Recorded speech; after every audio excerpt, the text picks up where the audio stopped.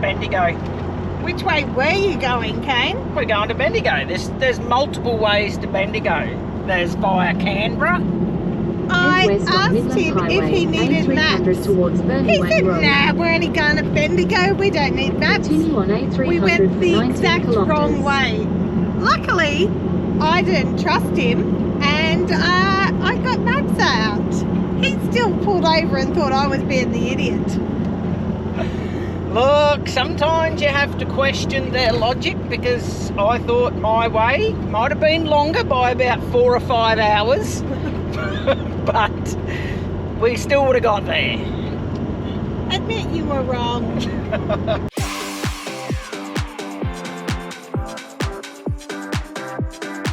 So 101 years of continuous mining.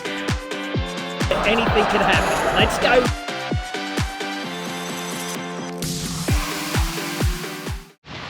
Just checking out some of the Rochester silo art. It's pretty bloody cool.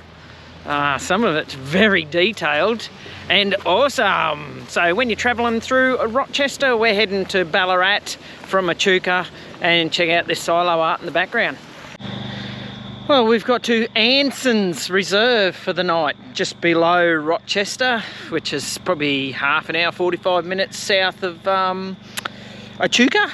Awesome camp spot. There's plenty of people here, so it is a reserve. It does have a dump point. It's got toilets. We haven't been into them, but have a look at this.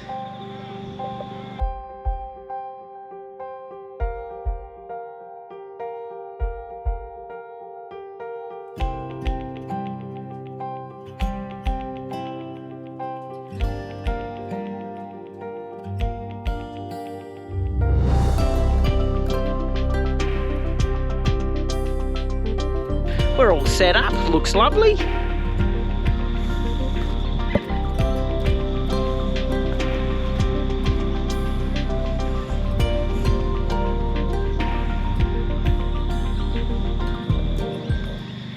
There you go, beautiful little camp spot. And how much does it cost?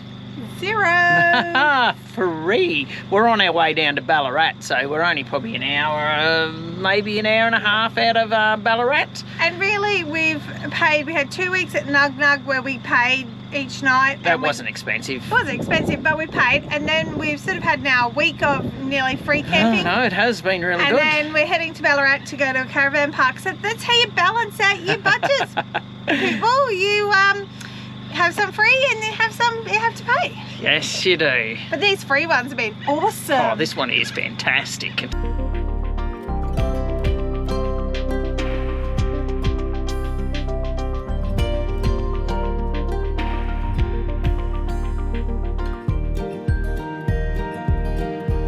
I get confused which way's up.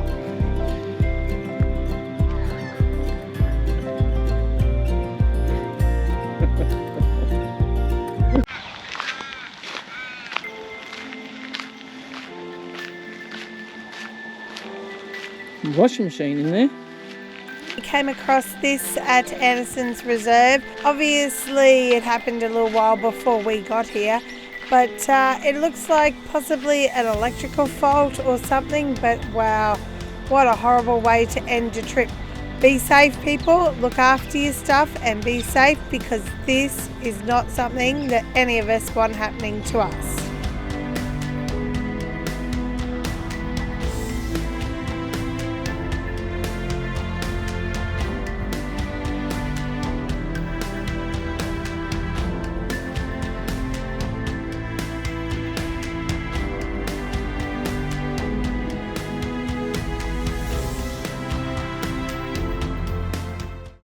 We're in Bendigo, or passing through on our way to Ballarat. Very busy little town, or big town. There's got some beautiful buildings here. There's some awesome war courts back there that we saw. I know there's a working mine here. There's quite a bit to do, but sadly we're just passing straight through. But could not go past this massive cathedral. Check this thing out.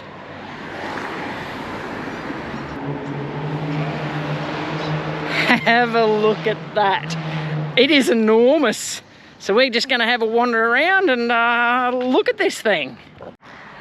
Oh wow, this is amazing. Now, as you might have seen, we like chasing, looking at cathedrals, churches. This is mammoth. This is at Bendigo, and it is probably one of the biggest, most well restored, looked after cathedrals, churches that we have seen. So Sacred Heart Cathedral in Bendigo, make sure you check it out because it is amazing. If I was here and go to church, I'd get to have a look inside. Looks absolutely wow. Well, this church is actually open from Wednesday to Sunday. Just you can go in there and have a look. But of course, what day are we here on? We're here on Monday, Tuesday, so it's not open. Actually. We're here Tuesday, so it's not open for a bit of a walkthrough. Otherwise, it is a fantastic piece of cathedral architecture. The absolute best one we've seen so far. Oh, absolutely. Like, hands down, nothing comes anywhere near this.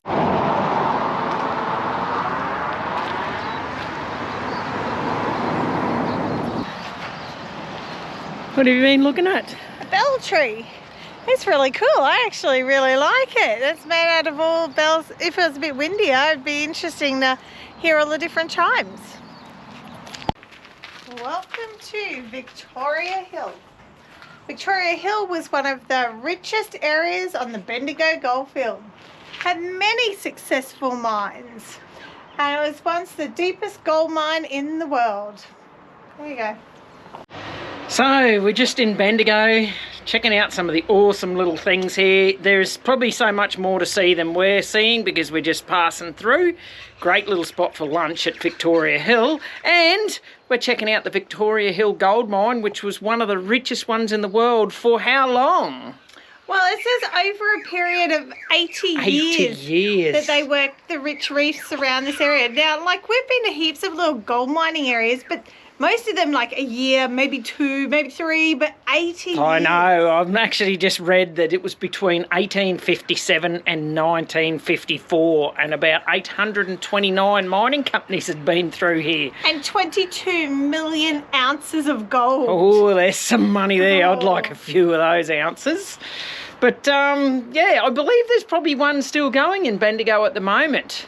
But you can actually go do a tour. You can. We've been highly recommended the tour, but we just don't have time today. It's just... And you go underground. I just don't know if I'm super keen on that.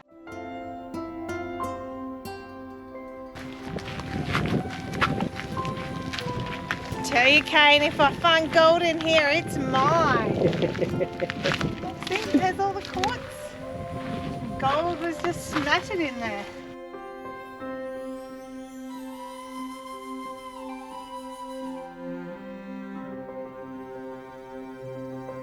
Wow, you can see all the old diggings. Would have been some open cut, definitely some tunnels, or a lot of tunnels, because they wanted to find it in the quartz, so most of it was underground. Right behind me there's a lot of cuttings, diggings. We'll go for a walk around because I think there's even some that you can walk into, but it will get dirty, I'm told. This is an awesome little spot up here.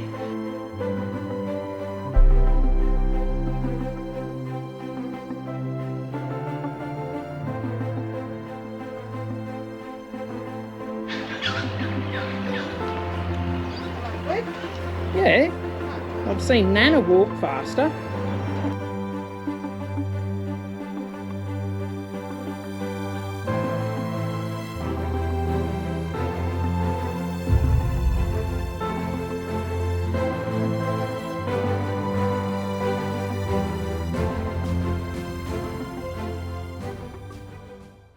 (1850 to 1860), the Adventure open cut gold mine, which they still dug shafts, but have a look. They dug that with shovel and pick by hand.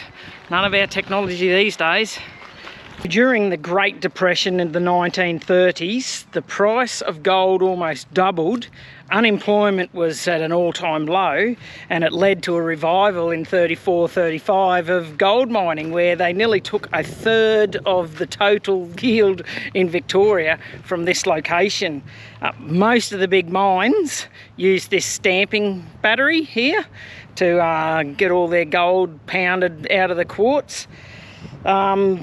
1949 though, this battery fell silent after 30 years of operation, and then really it rising costs, poor gold yields, and eventually saw the closure of the Bendigo gold mine here in 1954. So 101 years of continuous mining on this place, and then sadly it all went silent, and still sits here. You can come here and have a look. They've done a lot of work. I tell you, I had no idea before we left on this lap of what a stamper was, and this is the third one we've seen, and it's awesome checking out this history. That's right, they've put sheds over these stampers, so the big old wheels are still intact, the big wooden ones. It's pretty impressive. Like, we've seen some impressive stampers. I think this one is probably the best. However, Trina is right, we have seen some sitting out in the bush of Tasmania, nearly fully overgrown into the forest again, and they're still in really good nick. So no, they're pretty cool. That's from the wheel thing. They said the winding thing that wound them up and down to take the men up and down. So this was a shaft. Yeah. How deep was this shaft? 900 metres. I don't think I want to stand here anymore. I think it was about 968. It was the deepest one in Australia at the time, in about 1895. Scary. Yeah, these were the big wheel drums, and they used to lower the ropes and all that lifted everything up and down the mine shaft. So we've just cracked out Victoria Hill gold mining in Bendigo. It was awesome. It was actually better than we thought, so make sure you come up here. We had lunch. It's free. It's free. And have a walk around. You really can feel like you're lost in yesteryear, really, and what it would have been like. That's right. The path goes all the way around, so don't worry which way you went. We went in the clockwise direction. We thought it was better because we finished with the stampers and the good stuff. Yeah. But it really is not going to matter, because if you go the other way, you'd probably finish on the tower, on the poppet. So otherwise, check awesome. It out. So driving along the road to Ballarat, we're doing some back roads, and they are crawling with these black bloody bugs, I thought they were, but they're like a locust. They're a grasshopper thing. Check these out.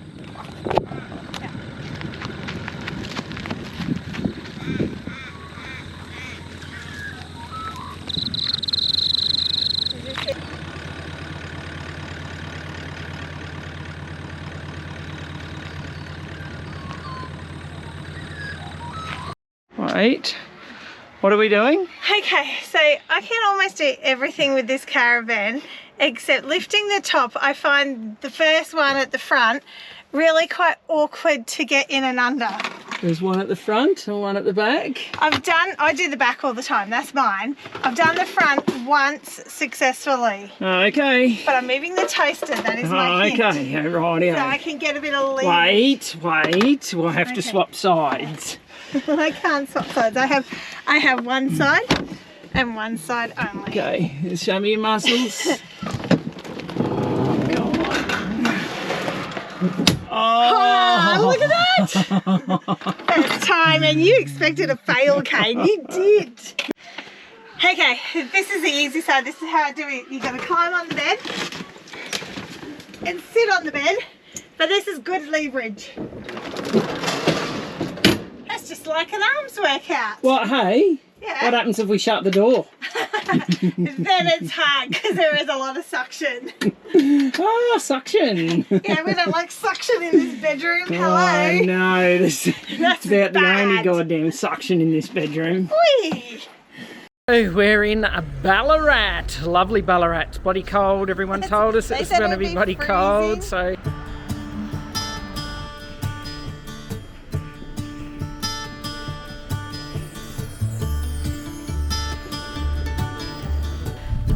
Well, we're heading to Melbourne, trying out the Mikey cards, so the V line. So we're going to ride the train from Ballarat to Melbourne to watch the Lions play. First time. Going to have an awesome night. A bit cold in bloody Ballarat though. Big game on tonight. Brizzy Lions for the win. Heading from Ballarat to Melbourne via the train. It was easier that way than staying in Melbourne. Plus it saved us plenty of money. It did save us plenty of money. It's only an hour and a half in there. The train pretty much goes straight to Southern Cross. The game's at Marvel, so we've hardly got to walk at all. Yeah, we'll get back pretty late tonight, but it should be an awesome night. Hey, someone turns the big 5-0 soon, and it's hell no. I'm way off that. I don't look 50. No, you look Do about I? 60. Oh, no, I shaved. Anyway, we are heading into Melbourne to watch his favourite team play AFL as part of his birthday. Stop moving it. Are you excited, Cam? Oh yeah, love AFL, love my team. Are the Lions going to win? Yes.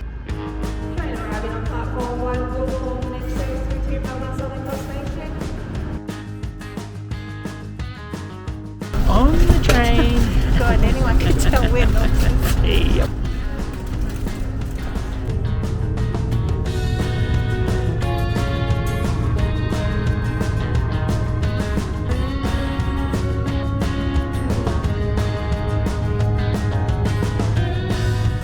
That was a super little train ride.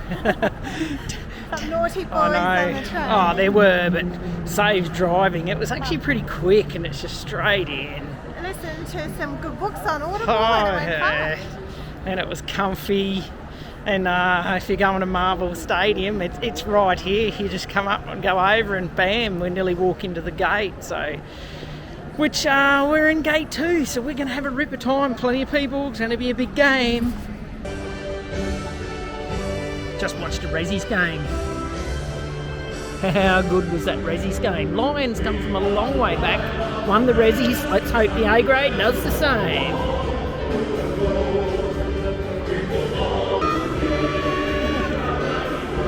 It was only the Rezzies I know. game. Have a look how many people are here. Haha, none. And we got to see a game. Game time.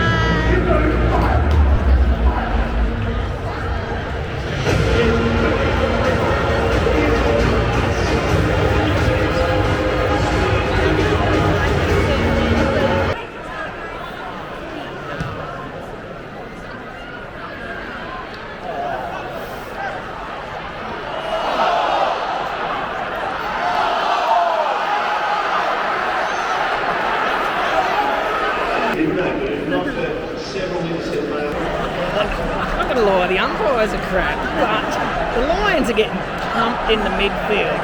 2 points. Come on, 2 points. I know that anything could happen. Let's go with win it down the middle, kick a goal. About 5 minutes to go.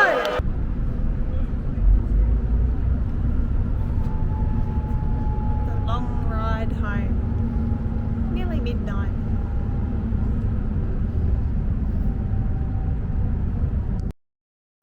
We are at the Eureka Center Museum. And this nugget is massive. This is the welcome nugget. It's the biggest one that they've found. That's here. right, imagine finding that, and it was on an abandoned claim that had been turned over a few times. That's pretty cool. Government at its finest. So I tell you, the whole licence for gold, the Victorian government were a bit scared. They had so many miners coming here. There was a lot of miners showed up. They decided, of course, typical government, I think let's get a little piece of the money.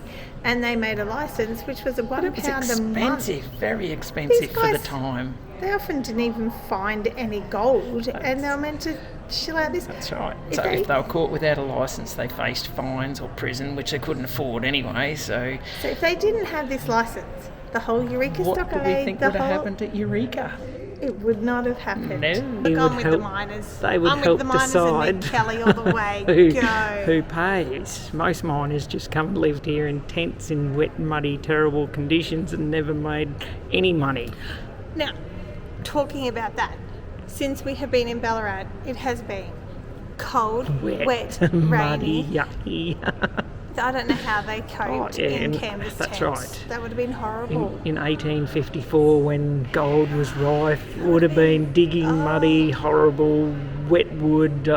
Hey, but come down and check this out. Like, it's $6 per person, and you get all the history. No, it's got some pretty good history so far. We've only just entered. Yeah. We're in a lovely, busy old Melbourne. Good morning from Melbourne. Yay! It's actually warmer here than Ballarat. So where are we off to today? We're off to see Harry Potter the musical. Ooh, yeah, sounds good. It's the old Magistrates Court, 1911. It's used by the university these days. With a bit of time up our sleeves, we thought we'd check out the old Melbourne jail. This is something I've always wanted to look at.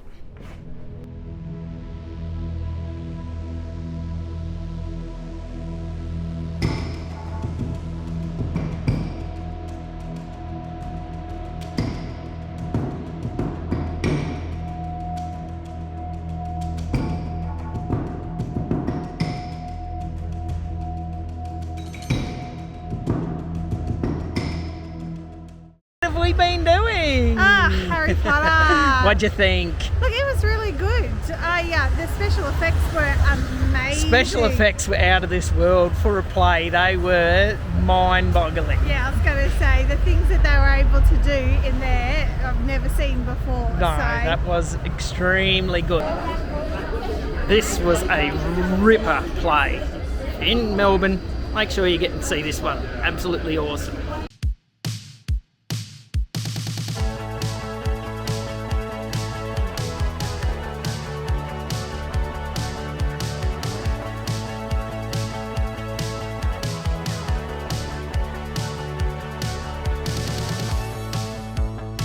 Do you think it's Katrina's party time? Cheers.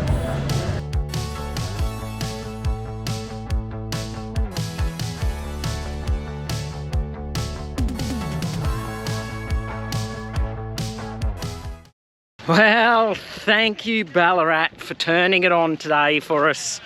Yesterday was a pretty good day too, the sun was out. We just really hung around our camp because we had a big day the day before in Melbourne. Anyone who wants to know, it is really cheap and easy to catch the train from Ballarat here into Melbourne. It goes to Southern Cross Station in there, it comes straight back out to Ballarat Station out here. There are some stops on the way. Takes about an hour and 20 minutes.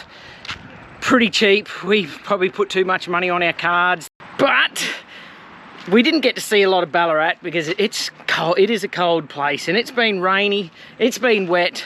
We did check out the Eureka Center and that, which was fantastic, a lot of information. We did get to check out a couple of things in town, a couple of the buildings and that. Would have loved to have got on our e-bikes and gone for a ride, but like I said, it just rained and it was cold. Today, not so much, but we're moving on today, but we thought we'd just come back and check out a couple of spots that we sort of would have liked to have gone to quickly, get some fuel, and then we're going to punch down towards the Great Ocean Road, which is another massive bucket list of ours. It's a nice little memorial. It's dedicated to the soldiers that fought the Stockade Riders, they called it, but to be honest, I believe they're probably the beginnings of our democracy, so they were trying to liberate us because of the conditions they were put under and the money they had to pay was unfair. It is what it is. Eureka Center, make sure you check it out. So, picture this. It's very early Sunday morning on the 3rd of December. So it is summertime, so it's probably not freezing bloody cold like it has been.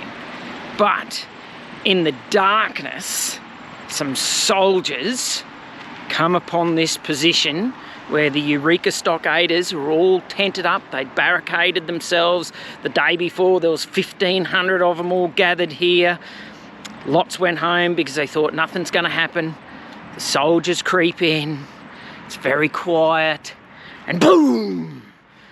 One of the stockaders sees a soldier and they fire out, and then a big gunfight ensues, and I am either a soldier, and there is the Eureka Stockader, hey, for liberty, hey? But I'm following my orders and doing my duty.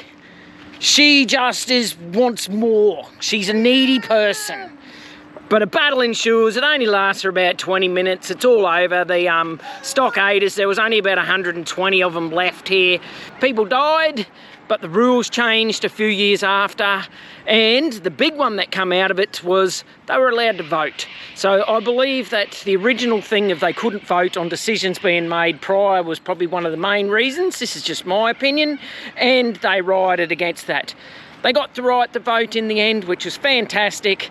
It's actually, I thought this Eureka Stockade was all just about the miners' rights and the mining lease. I actually learned something when I came here, so definitely come and check out the Eureka Center. Yes, do that. Trusty old dog stayed with his owner, even when his owner was dead, and right up until they buried him, the dog just stayed by his side. So, man's best friend. The walk of remembrance. So you can come down here and do the walk. It's got plaques with all the people that died, their origins. Plenty of Irish come seeking gold and fortune. And obviously they then were also part of the stockade. Hello, handsome. Oh.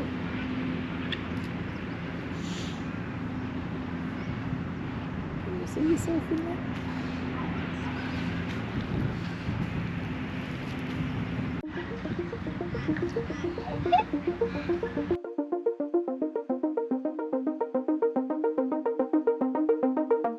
But baby, it's so damn dramatic.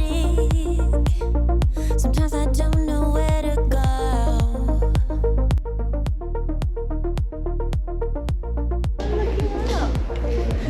It's so pretty. There's flowers everywhere.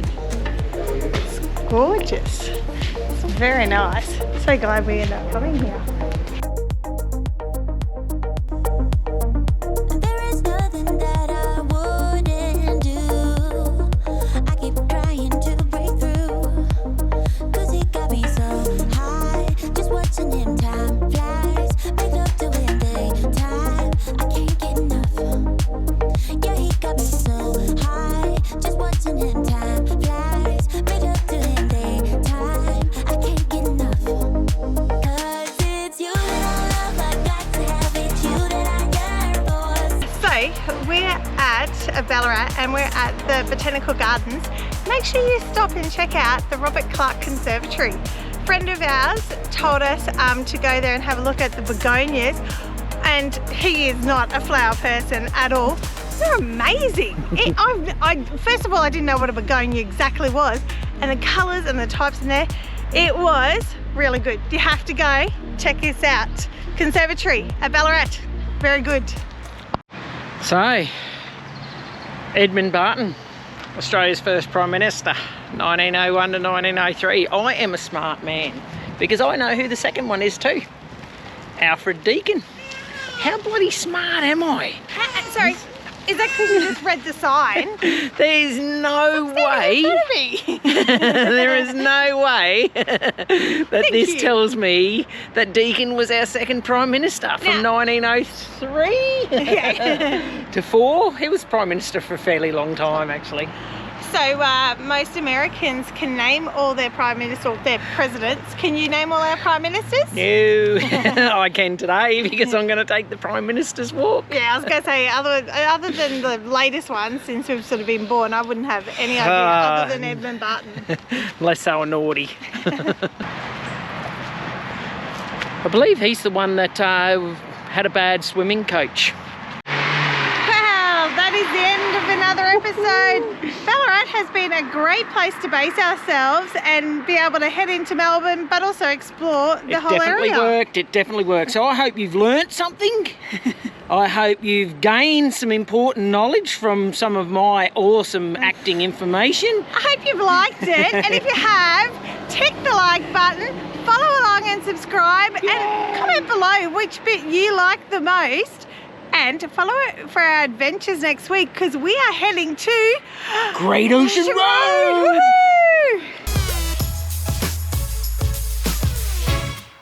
I always finish with so I'm an idiot. Do you really need to record that? Rena! Really? Really just do that? Bloody swans. No, she's blaming the swans, but I know it's not the swans. We were just squatted down looking at the swan, and all of a sudden that's that. Let me go to the toilet. You whinge about every time I go to the toilet, so there you go.